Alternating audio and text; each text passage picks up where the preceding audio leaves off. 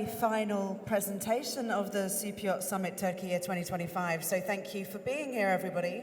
And staying on the ownership tip, we are going to be talking about why people own private jets and why the same people buy yachts. And we've got two brilliant speakers today to guide us through that. Please welcome to the stage Arnaud from UBS Switzerland and Yıldırım Demir from Jetcraft. Welcome, gentlemen. Hi.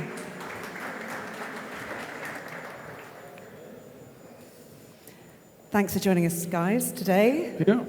Take this one.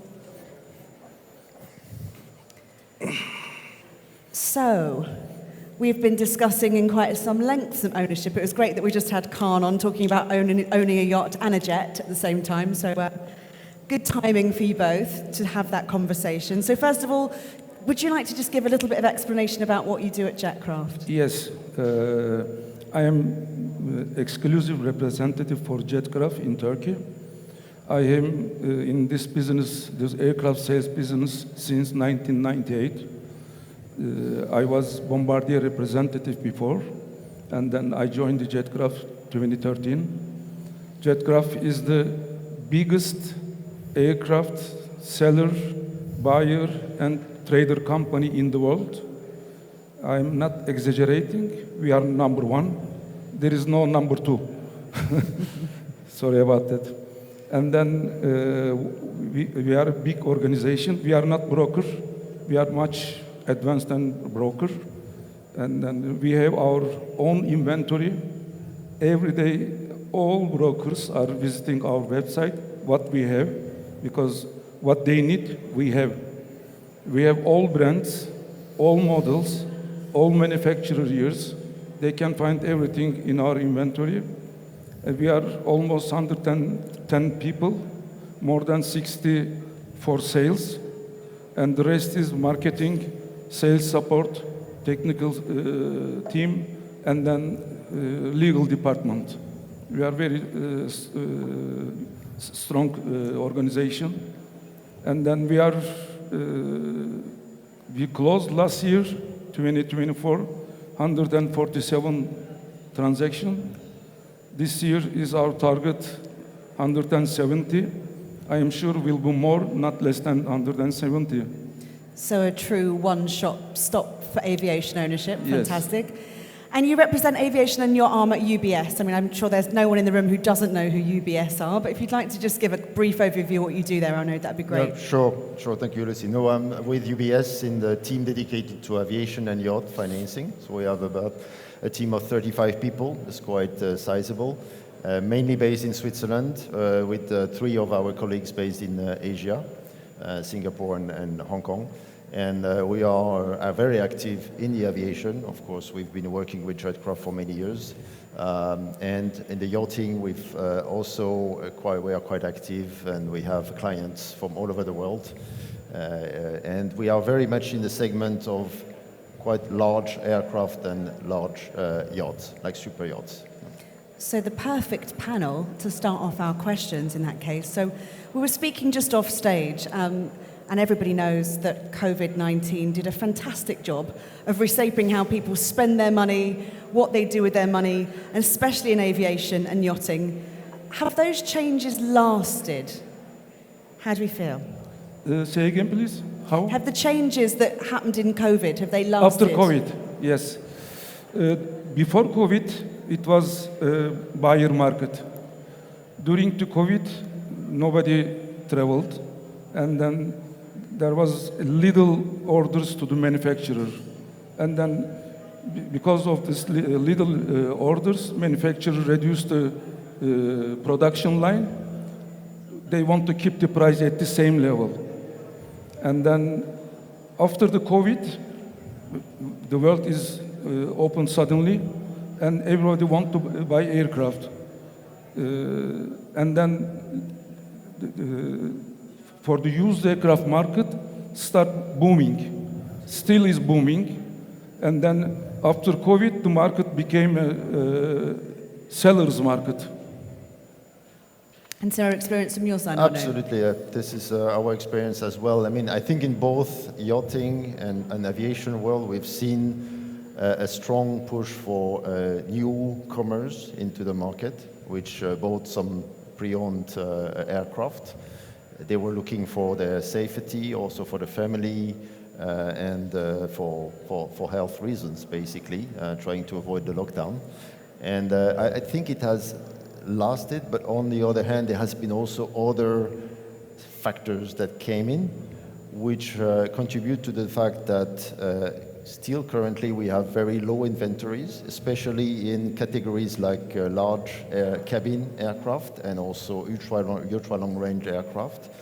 And I think in the yachting world is also the same. In the super yacht, very large super yacht, full custom type of yacht, we see still a lot of demand, and we see our clients, from our conversation with clients, they are looking for yachts which have special health facilities. We have air filtration, things like that, which is coming from this lockdown and pandemic. That's a really interesting point. I think we could discuss that in much more detail, actually. In your experience, because of course you see all these acquisitions, what usually comes first for a wealthy individual? Is it the jet or is it the yacht? You have to ask the captain himself. For me, jet, because I am a pilot as well, jet pilot. I have 4,430 hours, flight hours. I prefer jet.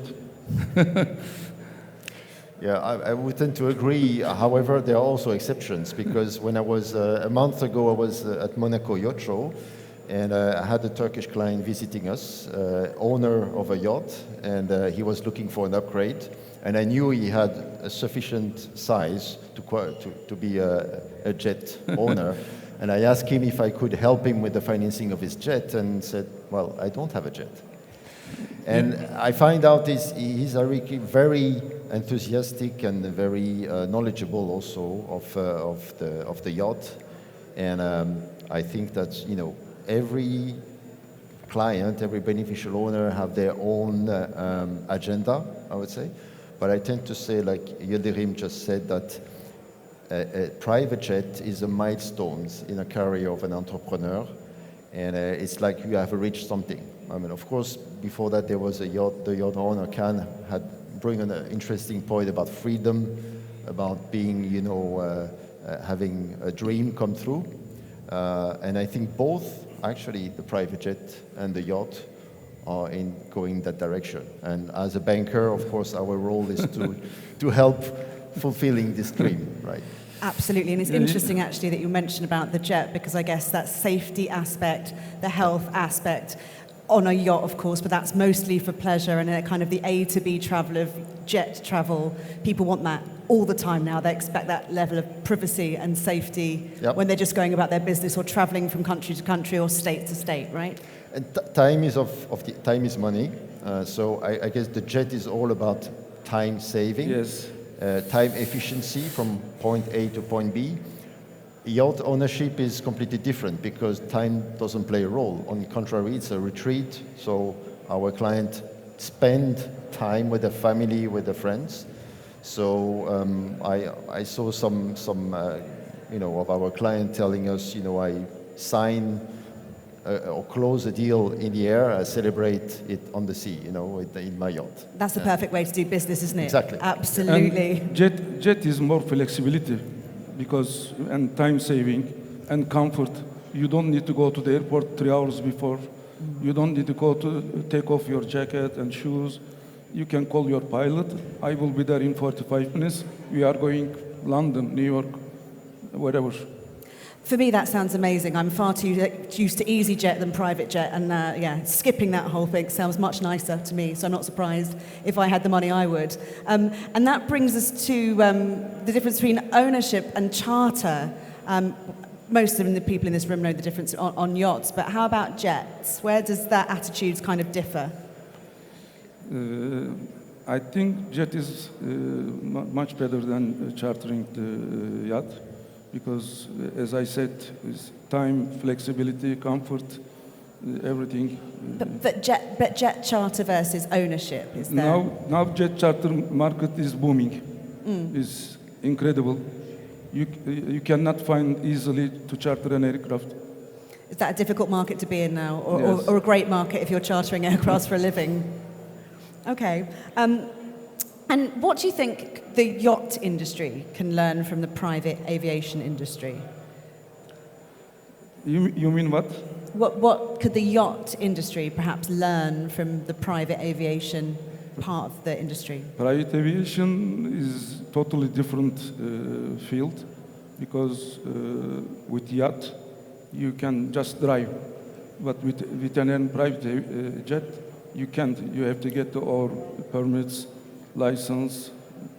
And There's some pretty interesting service models in Yes. aviation, right? I mean, especially on the charter side. Do you think that that could work moving to yachting? I mean, just great to know your opinions. If you think there's anything that we've learned, or you've learned in private aviation that we could perhaps take on in the super yacht field.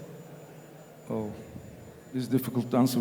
Okay, that's okay. I would say that there are maybe not lessons to learn, but there's a lot of things that the yachting and aviation industry can share, like good practice. Like for instance, I'm thinking about crew management, because in the aviation world, crew management is very much controlled. There is a lot of there's a program, CMP, crew management program, which has been internationally agreed.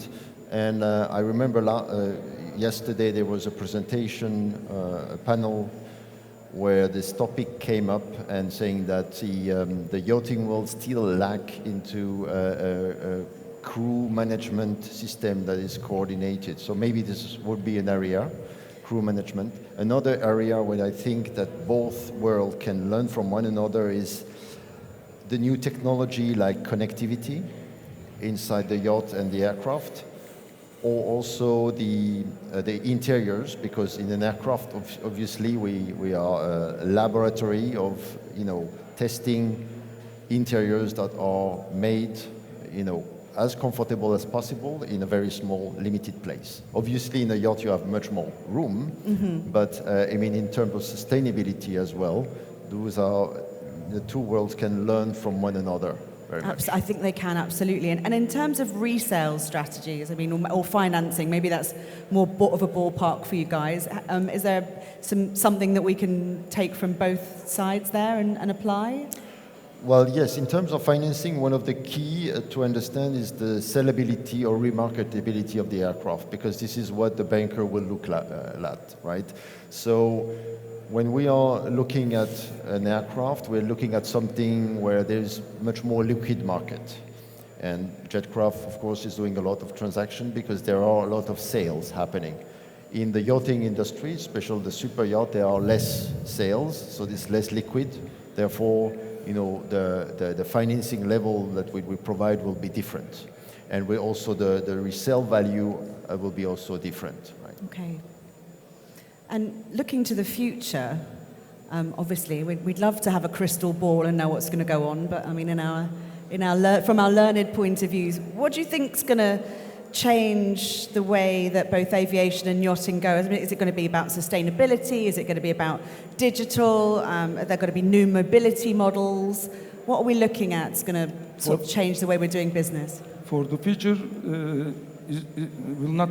If the market stays like this, if the world stays like this, we will be moving. And then what we are expecting next 5 years, 14,000 transactions all around the world. Okay, that's quite something. And yes, and then now brand new aircraft orders are waiting for 2 years, 3 years. There is a lineup. Okay. And Arnaud, have you anything? I would say sustainability is, of course, a topic for both worlds, but also the new form of ownership, fractional ownership, time sharing, because we've seen that a lot of wealth is going to change from generation to generation, and there may be a different mindset about ownership. The fractional ownership thing's so interesting. I think in super yachting we've seen so many companies try and enter that part of the market, yes, and it not work particularly well. I think it will be interesting in the next few years to see if someone and the younger generation really do jump on that and use it as they do in aviation with certain companies. Anyway, it's definitely one to watch. Anyway, gentlemen, thank you very much for joining us. And you bring us to the end of our conference. So thank you doubly very much for joining us on stage today, guys. Thank you. Thank you so much. Very much. Thank you. Thanks.